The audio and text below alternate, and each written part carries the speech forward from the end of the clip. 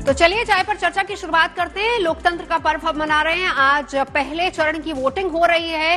5 बज चुके हैं, 6 बजे का वक्त है। तो आप अगर अभी तक घर से बाहर नहीं निकले हैं, अपने मताधिकार का इस्तेमाल नहीं किया है, तो जाइए अपने वोट के अधिकार का इस्तेमाल कीजिए। तो लोकतंत्र का महापर्व, आज हम चर्चा शुरुआत उसी से करेंगे। पहले चरण का मतदान हो रहा है और किसका होगा राज तिलक, ये तो 7 चरणों की वोटिंग के बाद की मतगणना पर ही पता चलेगा। लेकिन आज लोकसभा की 543 सीटों में से 102 सीटों पर वोटिंग हुई, जिनका भविष्य ईवीएम में कैद हो गया। वैसे देखिए 1 जून तक बाकी 6 चरणों में 441 सीटों पर संग्राम अभी होना बाकी है, मगर इस दौरान प्रजातंत्र के इस महापर्व में ऐसे ऐसे रंग बिखरे जिनमें कहीं महिला वोटर्स और नए नवेले दूल्हा दुल्हन अपनी जिम्मेदारी निभाते देखे गए हैं, तो वहीं कुछ जगहों पर पहली बार रोजगार विकास का सपना लिए वोट दे रहे युवा भी देखे गए, तो कहीं सीनियर सिटीजन्स के साथ ट्रांस कम्युनिटी के मतदान की तस्वीरें भी एक प्रजातांत्रिक देश में जागरूक मतदाता की तस्वीर उकेरती नजर आई।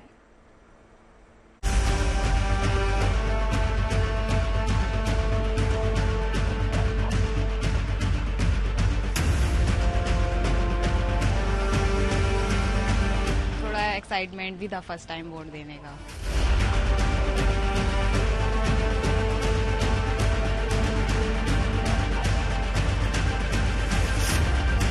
हमको यहाँ आने का बहुत उत्साह था, इस दिन का इंतजार कर रही थी।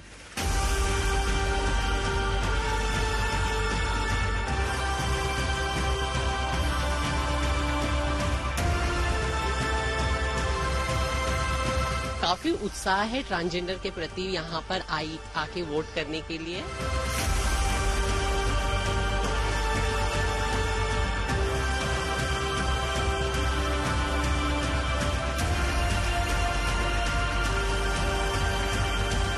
सर्वांगीण विकास चाहिए, हर वर्ग खुश हो जाए।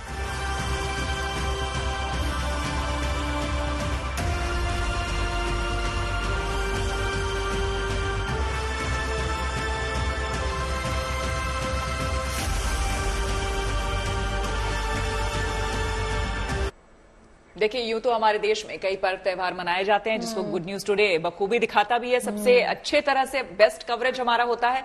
लेकिन इस वक्त जो पूरा देश मना रहा है और जो हम मना रहे हैं लोकतंत्र का महापर्व, इससे बड़ा कोई पर्व नहीं होता है। इसमें भी हम वोट फॉर गुड दिखा रहे हैं। बिल्कुल वोट फॉर गुड दिखा रहे हैं। और एक बार फिर से हम सबकी तरफ से, यानी गुड न्यूज टुडे की तरफ से भी ये अपील है आप लोगों को कि देखिए आखिरी 1 घंटे बचे हैं, इसीलिए मताधिकार का अपना प्रयोग करिए। जिन जिन इलाकों में जहां जहां वोटिंग हो रही है, प्लीज आप टाइम निकालिए, घर से जाइए और अपने मताधिकार का जरूर इस्तेमाल करिए। ये हमारी तरफ से भी गुजारिश है, अपील है आप सबको। और देखिए इस बार तो अलबेले तरह के प्रचार भी करते तमाम नेता नजर आए हैं। कोई चाय की चुस्की लगाता नजर आया है, कोई सड़कों पर निकलकर लोगों से बातचीत करता नजर आया है। तो घर से बाहर निकलिए, चाय भी पीजिए और जाकर वोट का इस्तेमाल भी कीजिए। और देखिए बात इलेक्शन में अगर ग्लैमर की करें तो लोकसभा चुनाव में पहले फेज की वोटिंग के बीच पोलिंग एजेंट ईशा अरोड़ा की खूब चर्चा है। सहारनपुर लोकसभा चुनाव में गंगो विधानसभा क्षेत्र के महंगी गांव के मतदान में ड्यूटी दे रही ईशा अरोड़ा स्टेट बैंक में कार्यरत हैं। उनकी ड्यूटी महंगी गांव के पोलिंग बूथ पर पहली मतदान अधिकारी के रूप में लगी है। ईशा अरोड़ा का वीडियो इन दिनों सोशल मीडिया पर काफी ज्यादा वायरल हो रहा है।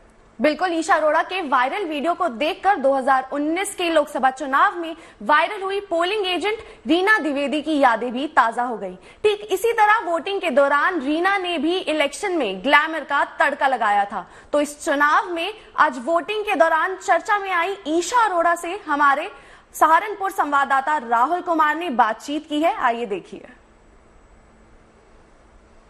अभी आपकी ड्यूटी कहाँ लगी है? सर मेरी ड्यूटी गंगो विधानसभा क्षेत्र महंगी में लगी हुई है। तो किस पोस्ट पर लगी है? सर यहाँ पर मैं मतदान अधिकारी प्रथम की ड्यूटी के लिए आई हूँ। अच्छा, अधिकतर देखा जाता है कि जो महिलाओं की जो ड्यूटी है बूथों पे लगा दी जाती है, तो उसको लेकर के कोई किसी तरह की क्या क्या फेस करना पड़ता है, कोई प्रॉब्लम फेस करनी पड़ती है क्या? किस सर नहीं, चुनाव आयोग की तरफ से हमें कोई ऐसी प्रॉब्लम नहीं फेस करनी पड़ती। यहाँ महिलाओं की सुरक्षा का सारा ध्यान रखा जाता है और हमारे जो भी टीम मेट्स हैं, सभी presiding officer P2 and P3 सभी कोऑपरेटिव हैं। इनफैक्ट हम लोगों को वेयर हाउस से लेकर यहाँ तक कोई प्रॉब्लम नहीं फेस की। सभी लोग बहुत सपोर्टिव हैं एंड इसके अलावा हमारे जो सिक्योरिटी पर्सनल है, they are taking care of us also. So it's a good experience. अच्छा, आपने देखा भी होगा एक जैसे कि जो रीना त्रिवेदी जी हैं, उनकी भी ड्यूटी चुनाव में लगी थी। उनके अक्सर जो फोटो है वो सोशल मीडिया पे वायरल हो जाती है। तो कुछ इस तरह की कोई देखा कभी आपको फेस करना पड़ा इस तरह से भी कुछ? नहीं सर, अभी तक तो नहीं ऐसा, बट मे बी फ्यूचर में कुछ ऐसा एक्सपीरियंस हो, बट अभी तक मैंने कुछ ऐसा एक्सपीरियंस नहीं किया। वायरल तो ये हो ही गई है, गुड न्यूज टुडे पर आ गई, पूरी दुनिया इनको देख रही है, तो जाहिर सी बात तड़का लगा दिया। और ये सब भी देखना है तो घर से निकलना ही पड़ेगा। बिल्कुल, घर से निकलिए की अपील भी कर दीजिए। हम तो टीवी पे दिखा ही रहे हैं आपको, बाकी लोग आप लोग घर से निकलिए भाई, तभी तो मिलेंगे आप। अच्छा, एक चीज मैं आप सबसे पूछना चाहती हूँ, जिस दिन अब आपके क्षेत्रों में, इलाकों में जब चुनाव होगा, आपका क्या पैटर्न? आप सुबह जाती, दोपहर में या शाम में? या मैं सुबह जाती, सुबह अर्ली मॉर्निंग, सुबह पहला काम वोट देना। बिल्कुल, पहले मतदान फिर जलपान ना सुबह ताकि थोड़ी पहले गर्मी भी ना लगे। हाँ, गर्मी ना लगे इसलिए सुबह जाते हैं, और क्योंकि पहला काम तो वोट देना ही बनता है, फिर बाकी के काम पूरे दिन चल जाते हैं। एकदम जर्नलिस्ट वाला आपने जवाब दिया। ये गर्मी की बात कह रही हैं, तो आज तो कम से कम निकल जाइए, क्योंकि बाहर का मौसम बड़ा अच्छा हो रहा है। बिल्कुल, खास करके दिल्ली, अगर दिल्ली की मौसम की बात करें तो आपको बता दें कि बेशक इस वक्त राजधानी में पारा चढ़ा हुआ है, लेकिन गुड न्यूज ये है कि दिल्ली को गर्मी से राहत मिलने जा रही है। और ये भी बता दूं कि दिल्ली और एनसीआर के कुछ इलाके जहां पर हल्की फुल्की बारिश हो रही है, इस वीकेंड दिल्ली में बारिश की संभावना जताई जा रही है, लिहाजा दिल्ली वालों को कुछ दिन गर्मी से राहत मिल सकती है। दिल्ली एनसीआर के लोगों को तेज चिलचिलाती धूप से राहत मिलने वाली है, क्योंकि इस वीकेंड आसमान में बादलों का डेरा रहने वाला है। मौसम विभाग की माने तो बादलों वाला वीकेंड दिल्ली वालों को हल्की फुल्की बारिश से सराबोर कर सकता है, सुहाने मौसम की सौगात दे सकता है। इस दौरान धूल भरी आंधी का भी अनुमान है। अगले 5 दिनों तक दिल्ली वासियों को गर्मी से राहत मिलेगी। मौसम विभाग के मुताबिक अधिकतम तापमान 37 डिग्री और न्यूनतम तापमान 23 डिग्री सेल्सियस रह सकता है। बड़ा सा क्लाउड पैच है जो अभी अफगानिस्तान के ऊपर है, जो स्लोली इंडियन रीजन में अप्रोच कर रहा है। तो इसके प्रभाव से आने वाले 3-4 दिनों में जहां पे नॉर्थ वेस्ट इंडिया में रेनफॉल एक्टिविटी रहेगा, और जैसे ये WD कोई पास करता है तो क्या होता है, हवाओं का रुख अरबियन सी से आने लगता है, उसके कारण टेम्परेचर्स में थोड़ी गिरावट आनी स्टार्ट हो जाएगी, लेकिन एज सच कोई सिग्निफिकेंट चेंज नहीं रहेगी। जैसे टेम्परेचर्स हैं 19-21 का फर्क रहेगा। बारिश की फुहारें जहां बढ़ते पारे पर लगाम लगाएंगी, तो दिल्ली एनसीआर के लिए साफ हवा की सौगात भी लेकर आएंगी। दिल्ली एनसीआर वालों को लू के थपेड़े नहीं सहने पड़ेंगे और तापमान भी सामान्य बना रहेगा। बीते कुछ दिनों से दिल्ली का तापमान सामान्य के आसपास बना हुआ है।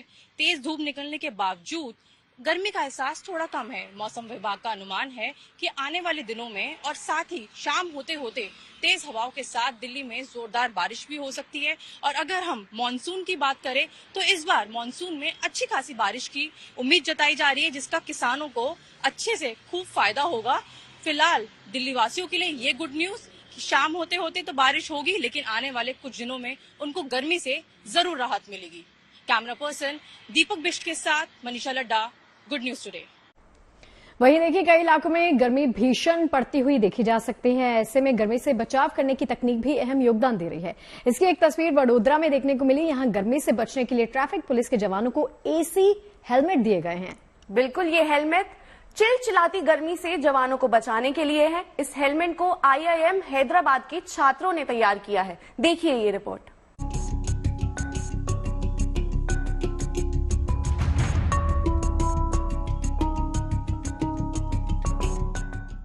चिलचिलाती धूप में ये हेलमेट ट्रैफिक के जवानों को ठंडी हवा का एहसास दिला रहा है। वडोदरा में इन दिनों आसमान से आग बरस रही है। पारा 44 डिग्री तक पहुंच गया है, लेकिन इस चिलचिलाती गर्मी के बीच ट्रैफिक पुलिस के जवान भी चौराहे पर खड़े होकर अपनी जिम्मेदारी निभा रहे हैं। भीषण गर्मी इन जवानों की सेहत पर भारी ना पड़े, इसके लिए प्रशासन ने इन्हें एसी वाले हेलमेट दिए हैं। इस तपती हुई धूप में ट्रैफिक जवान और ट्रैफिक अधिकारी जो होते हैं, उनको धूप में खड़ा रह के ट्रैफिक नियमन करना पड़ता है। इसीलिए उनको डिहाइड्रेशन या हीट स्ट्रोक जैसे प्रॉब्लम न हो, इसलिए उन्हें एसी हेलमेट दिए गए हैं। इस हेलमेट को IIM हैदराबाद के छात्रों ने बनाया है।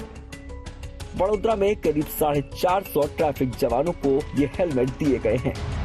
फिलहाल 43 डिग्री के आसपास गर्मी है, तो तभी पुलिस ट्रैफिक डिपार्टमेंट ने जो जवानों है उनको एसी वाले हेलमेट दिए हैं, जो कि गर्मी में काफ़ी उनको काम आते हैं। इसकी बात करें तो ये जो पूरा यूनिट है तो बैटरी से चलने वाला ये यूनिट है। कमर पे ये जो बैटरी लगी हुई है और उसको लगाने के बाद ये पीछे सर पर उसका स्विच है, उसको ऑन करते ही उसका टेम्परेचर जो है वो टेम्परेचर कम होने लगता है और एसी की हवा उसमें आने लगती है।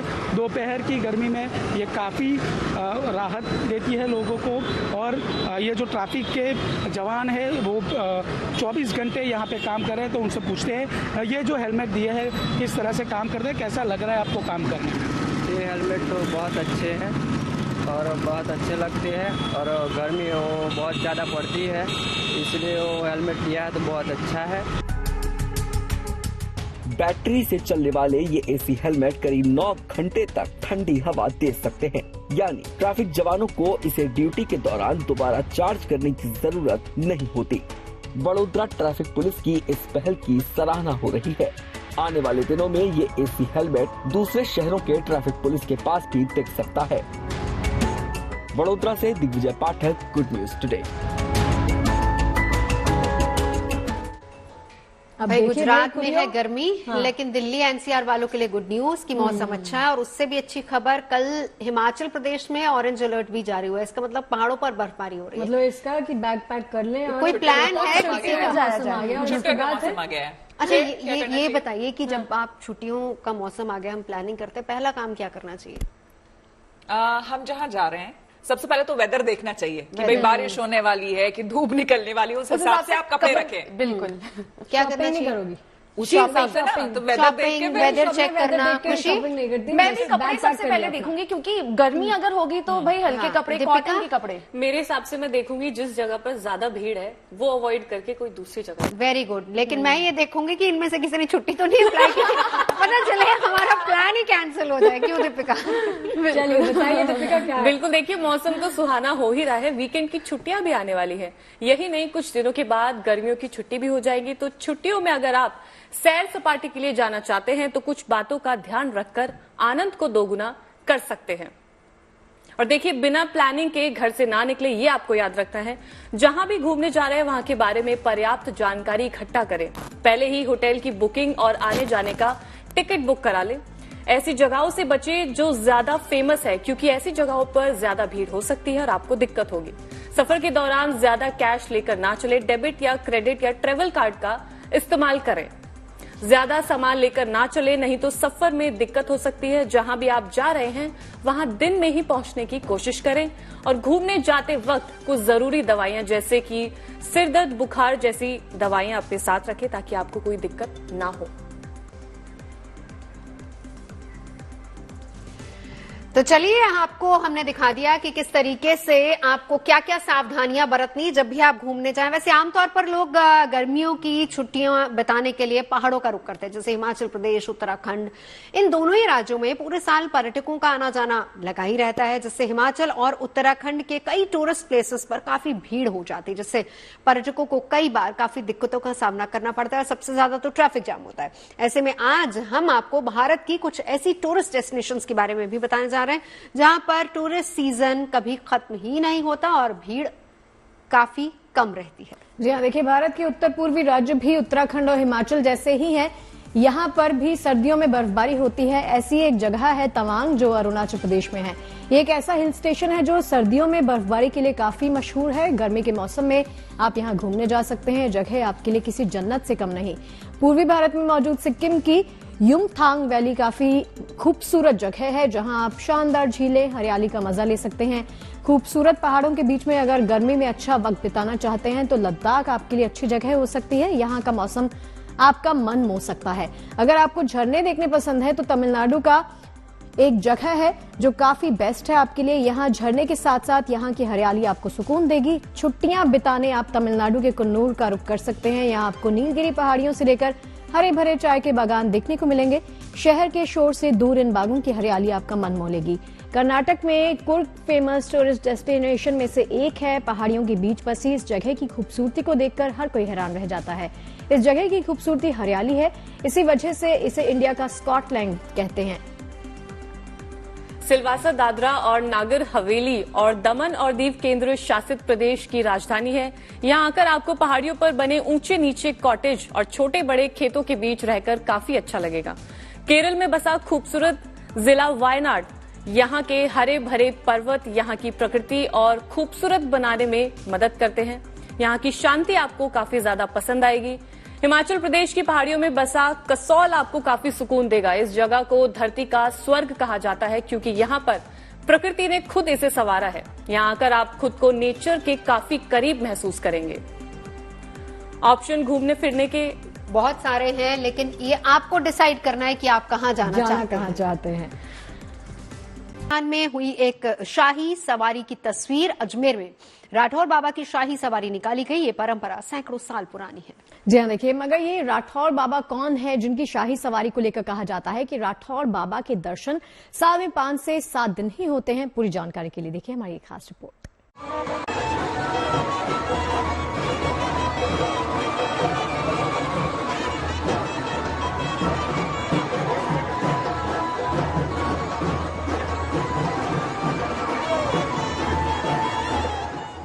धूमधाम से निकली बाबा राठौर की सवारी।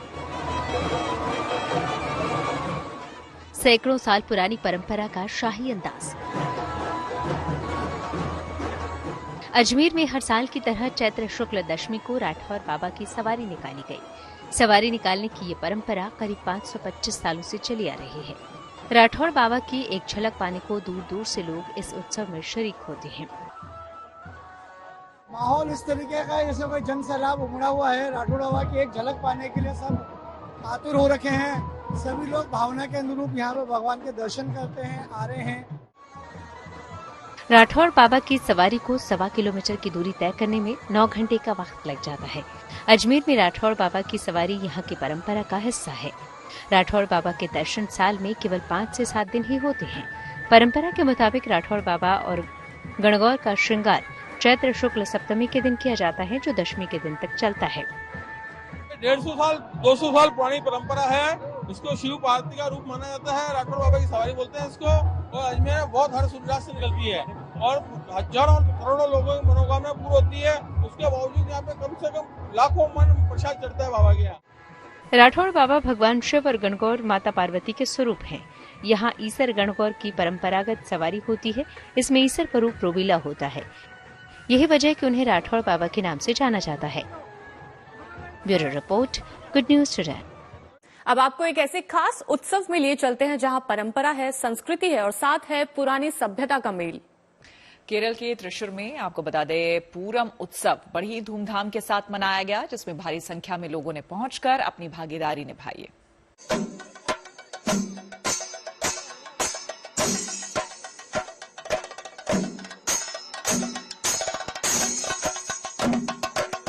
सांस्कृतिक और आध्यात्मिक सार का ये भव्य उत्सव है। त्रिशूर के थेंकीकडू मैदान में ये भव्य उत्सव आयोजित किया गया, जिसका नाम है पूरम। इस उत्सव को सभी पूरम यानी वार्षिक त्योहार का जनक माना जाता है, जिसे पूरे पारंपरिक रीति रिवाज के साथ मनाया जाता रहा है।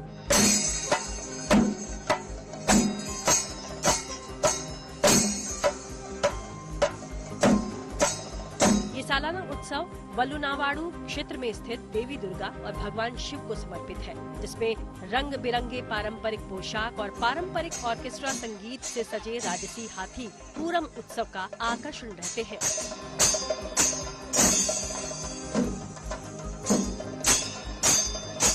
मलयालम महीना मेडम में ये पर्व पूरे हर्षोल्लास के साथ मनाया जाता है। अप्रैल और मई के बीच मनाए जाने वाले इस उत्सव के रंग बेहद निराले हैं, जिसे देखने के लिए ही स्थानीय ही नहीं बल्कि सैकड़ों विदेशी पर्यटक भी शामिल होते हैं।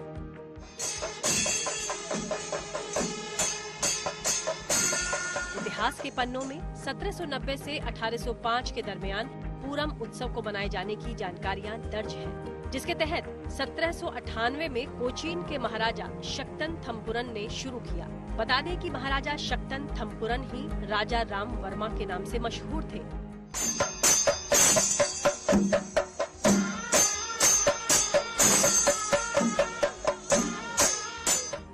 राजाराम वर्मा ने ही पूरम पर्व की 10 अलग अलग मंदिरों की भागीदारी के साथ शुरुआत की थी, जो धीरे धीरे अपनी भव्यता के लिए ही देश दुनिया में मशहूर हो गया।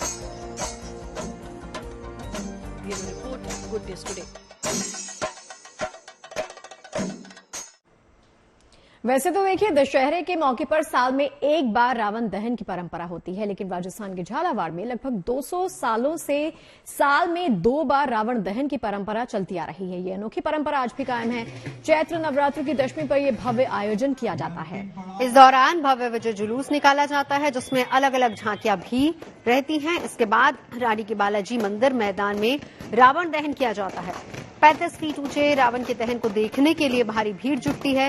माना जाता है कि इस परंपरा की शुरुआत झालावाड़ के महाराजा मदन सिंह के समय से हुई थी, जो आज भी जारी है।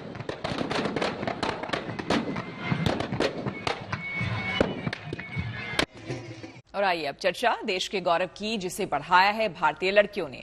इन लड़कियों की टीम ने 13वें यूरोपियन गर्ल्स मैथमेटिकल ओलंपियाड में 2 सिल्वर और 2 ब्रॉन्ज पदक पर कब्जा जमाया है। बिल्कुल, भारतीय टीम ने इस प्रतिष्ठित पदक को पाने के लिए जिस तरह का प्रदर्शन किया वो काबिल तारीफ है। इन लड़कियों का मेडल पाकर आत्मविश्वास बढ़ा है और इन्हें इस जीत के लिए खुद पर गर्व भी है।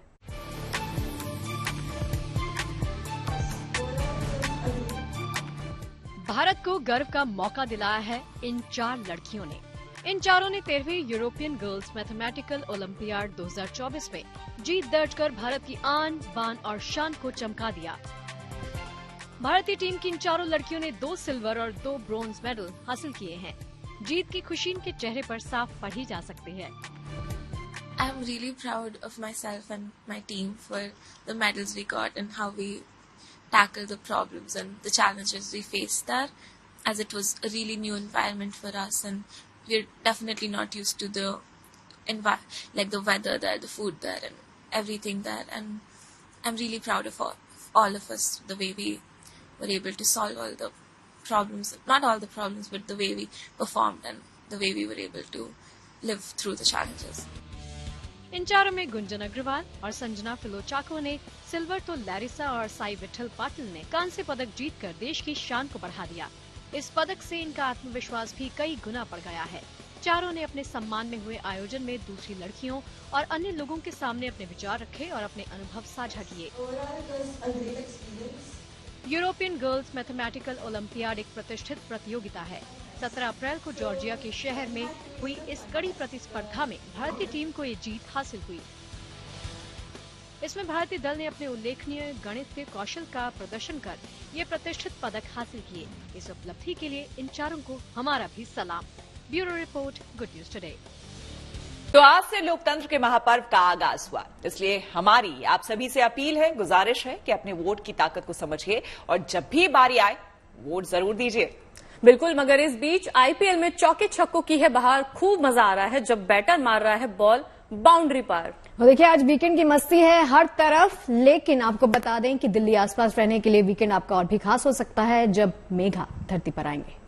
बिल्कुल, तो क्या बारिश की फुहार बढ़ते पारे पर लगाएगी लगाम? ये जानने के लिए तो पूरा वीकेंड ही गुजारना पड़ेगा जनाब।